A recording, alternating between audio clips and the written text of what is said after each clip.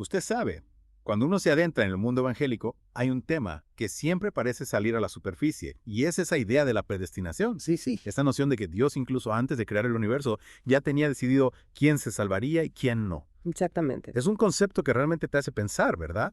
Y gran parte de este debate surge de cómo interpretamos ciertos pasajes de las Escrituras. Sin duda. Es un tema complejo que ha generado muchos debates a lo largo de la historia de la Iglesia. Y como usted menciona, la interpretación bíblica juega un papel fundamental en cómo entendemos la predestinación. Justamente. Y para esta inmersión profunda, usted nos ha traído un recurso muy interesante, la transcripción de un sermón en YouTube. Correcto. Se titula Enseñanza Romanos 9, del canal de Adonai Rojas Ortiz. Ajá. Y este sermón, bueno, se mete de lleno en la doctrina de la predestinación. Así es. El predicador se basa en el capítulo 9 de la Carta a los Romanos, un texto que a menudo se usa para hablar de la soberanía de Dios y la elección humana. Exacto. Entonces, lo que vamos a hacer hoy es desmenuzar las complejidades que se presentan en este sermón. Me parece perfecto. Vamos a explorar las distinciones que hace entre Israel y la Iglesia, cómo interpreta la elección de Jacob sobre Saúl y cómo intenta equilibrar la idea del poder absoluto de Dios con nuestro libre albedrío. Excelente. Son puntos cruciales para comprender la perspectiva del predicador y cómo aborda la predestinación. El objetivo, como siempre, es que usted salga de aquí con una comprensión más clara de estos puntos teológicos tan importantes. De acuerdo. Entonces, empecemos por el principio. El sermón comienza centrándose en Romanos 9.15. Sí, ese versículo donde Dios dice, tendré misericordia del que yo tenga misericordia y me compadeceré del que yo me compadezca. Exacto. Y el predicador deja claro, desde el inicio, que quiere profundizar en el significado de este versículo. Correcto. Es un versículo que ha generado mucha controversia y el predicador se propone analizarlo a fondo. Bien, ahora, el predicador no tarda en abordar lo que llama la visión radical de la destinación. Sí, la describe como una perspectiva en la que Dios, incluso antes de la creación, habría decretado quién se salvaría y quién se condenaría. O sea que nuestro destino eterno ya estaría fijado de antemano, Exactamente. sin espacio para el libre albedrío. Eso es lo que él critica de esta visión. Y aquí es donde entra en juego Juan Calvino, ¿no? Sí, el predicador menciona a Calvino, quien describió este decreto divino como terrible. Calvino creía en la doble predestinación, es decir, que Dios elige a algunos para la salvación y a otros para la condenación. Y claro, eso genera muchas preguntas. ¿Es justo que Dios decida nuestro destino de esa manera? El predicador también se lo plantea. Se pregunta si hay injusticia en Dios. Incluso menciona la parábola de los obreros de la viña como ejemplo, aunque no entra en detalles en esta transcripción. Entiendo. Bueno, parece que el sermón quiere dejar claro que, aunque Dios es soberano, no es un tirano. Así es. Bien. Quiere diferenciar entre la soberanía divina y la idea de un Dios arbitrario. Ajá.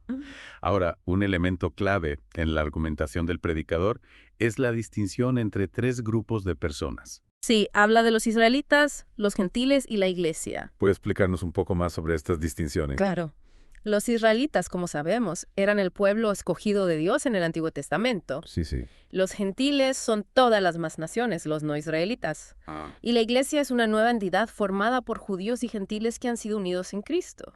El predicador incluso menciona Efesios, donde se habla de derribar el muro de separación entre judíos y gentiles. Sí, interesante. Y aquí es donde entra el papel de Pablo, ¿no? Exactamente. El sermón destaca que Pablo era judío, pero fue llamado a ser apóstol de los gentiles. Ah, Y esto no significa que se olvidara de Israel, sino que su misión era unir a ambos grupos en la iglesia. entiendo.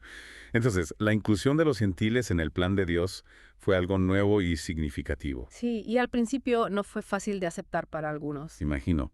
¿Cómo reaccionaron los primeros cristianos judíos a esta idea? Bueno, el predicador menciona que al principio hubo sorpresa. Incluso cita a Jacobo, quien reconoce que Dios también ha concedido arrepentimiento a los gentiles. O sea que la gracia de Dios se extendía también a ellos. Exactamente.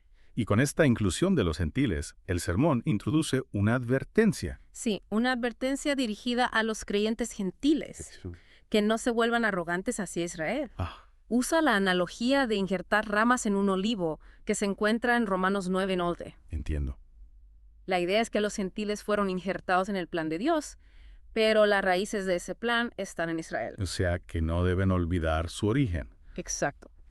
Ahora, para entender mejor la perspectiva del predicador, es importante hablar del dispensacionalismo. Sí, es un punto clave en su teología. ¿Puede explicarnos qué es el dispensacionalismo y cómo se aplica a esta discusión? El dispensacionalismo es una forma de entender la historia bíblica como una serie de períodos o dispensaciones. Ajá. En cada dispensación, Dios interactúa con la humanidad de una manera particular.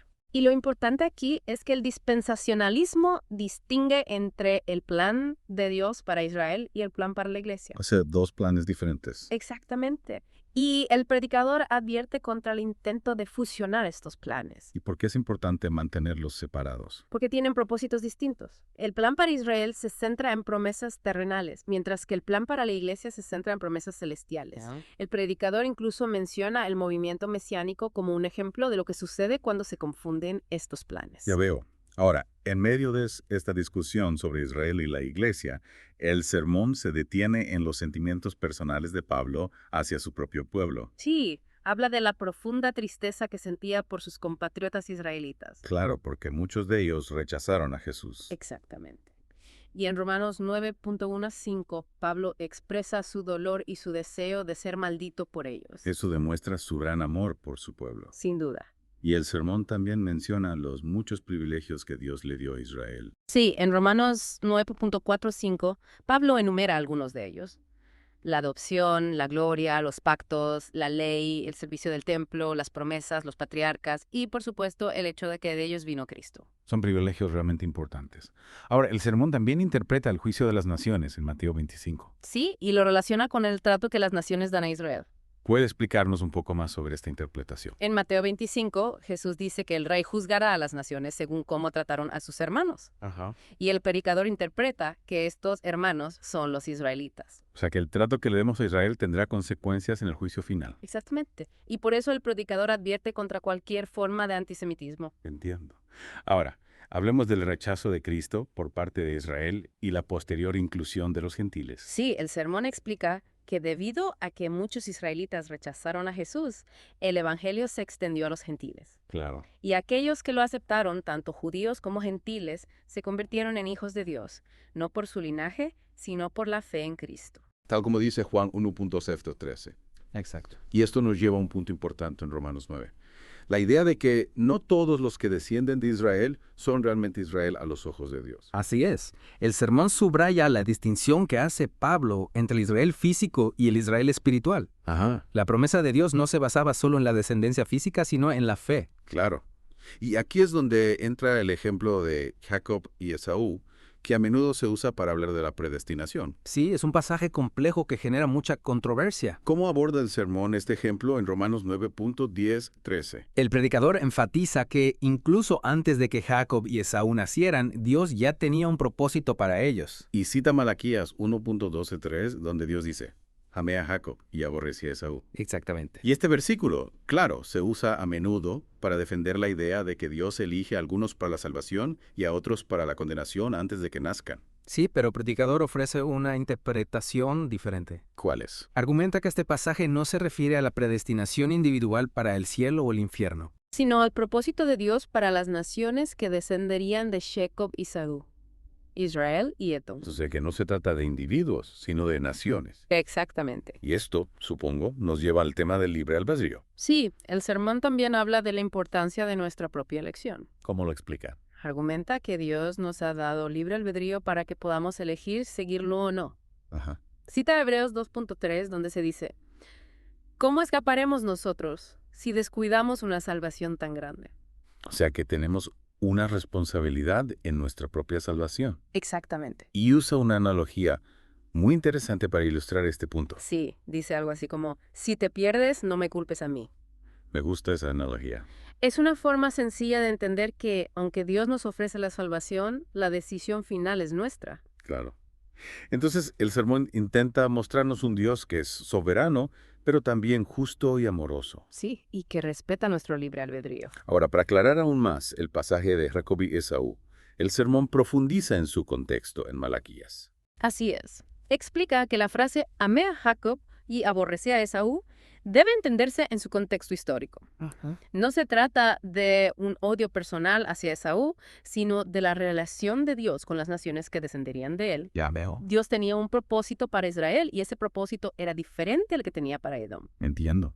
Y el sermón también menciona Génesis y Abdías para apoyar esta interpretación. Correcto. En Génesis 25-23, Dios le dice a Rebeca que hay dos naciones en su vientre y que la mayor servirá a la menor. O sea que ya desde antes de su nacimiento, Dios tenía un plan para Jacob y Esaú y para sus descendientes. Exactamente. Y en Abdías se profetiza el juicio de Dios sobre Edom por su maltrato a Israel. Entiendo.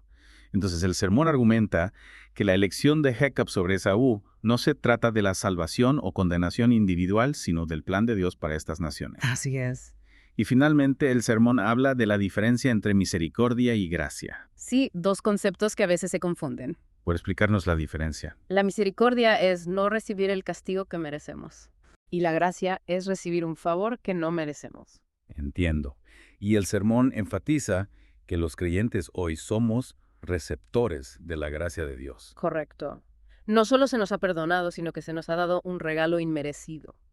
La salvación. Es una distinción importante. Bueno, creo que hemos cubierto bastante terreno en esta inmersión profunda. Sí, hemos explorado muchos puntos importantes. ¿Podría resumir la conclusión principal del sermón sobre Romanos 9? El sermón argumenta que Dios tiene planes distintos para Israel y la Iglesia, Ajá. y que la elección de Dios, como en el caso de Jacob y Esaú, se relaciona con el destino de las naciones, no con la predestinación individual para el cielo o el infierno. Claro. Y también enfatiza la importancia del libre albedrío en nuestra respuesta al plan de salvación de Dios. Exactamente. Bueno, ha sido una conversación muy enriquecedora. ¿Qué pregunta podríamos dejar a nuestros oyentes para que sigan reflexionando sobre este tema? Me parece una excelente pregunta. Yo les preguntaría, ¿cómo cambia su comprensión del carácter de Dios y de su propio papel en su plan al entender estas distinciones entre Israel y la Iglesia y al enfocarse en la idea de que Dios predestinó un plan de salvación en Cristo en lugar de predestinar a individuos a la condenación? Esa es una pregunta que realmente nos invita a profundizar en nuestra fe. Sin duda. Y para aquellos que quieran seguir explorando estos temas, les recomiendo que lean Romanos 9:11, así como los libros de Malaquías y Abdías. Excelente recomendación. Bueno, hasta aquí nuestra inmersión profunda de hoy. Esperamos que les haya sido de ayuda. Gracias por la invitación Ha sido un placer. y usted por su valiosa contribución. Hasta la próxima. Hasta pronto.